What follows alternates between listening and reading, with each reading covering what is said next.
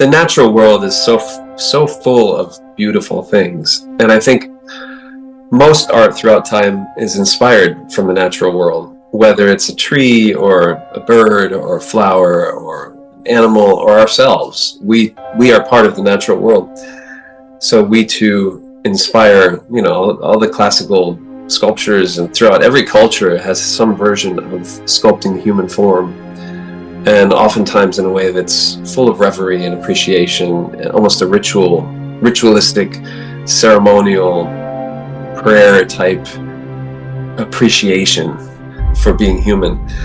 Those are the standards that I like to bring to the work that I make. Is it beautiful compared to a beetle or compared to a gazelle? Is it like even the way water moves and wind, smoke? There's so much elegance and order and beauty to the way things just are.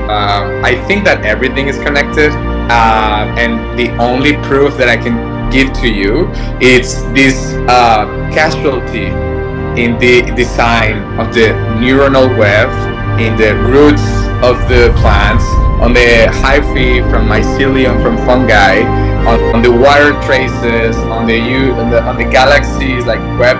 It's the same design. Like there's no what the fuck? What else do we want us to prove that everything is connected? Yeah, well, we've been really lucky to do a lot of work in deserts.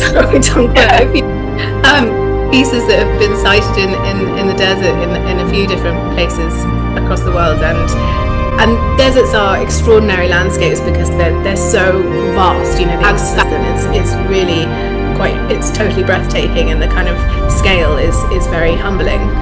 I really like very desertic places.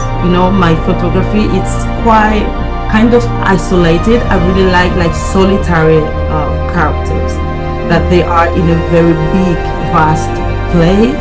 I'm actually adding something new that wasn't here before.